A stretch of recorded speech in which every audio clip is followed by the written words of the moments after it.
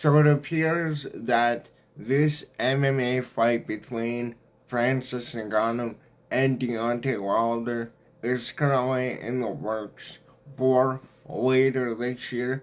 And the reason that's such a notable thing is that Francis only signed a two-fight deal with the PFL. He fought Brandon Ferreira, and we've been waiting on the second fight. Then you had the motorcycle incident, his kid passed away. A lot of horrific stuff around Francis Ngannou. Um, but again, for Francis, you have to look at it this way. What he did was he went as probably the biggest free agent the UFC has ever seen. And your job as a fighter is to make the most amount of money possible. Now, I know the Renan Ferreira fight failed, but everybody watched that fight. Majority of people streamed it because they don't want to give their money to PFL. If they're not willing to give their money to the UFC, do you really think they're gonna give it to Don Davis? Like, there's no fucking chance. But I think it makes sense.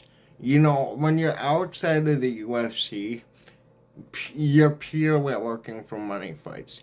You are trying to make the most amount of money, and typically you do that by going to the UFC, becoming a big star in the UFC, which Francis did just that. His exit was major news. The biggest news story for an entire year was him holding out.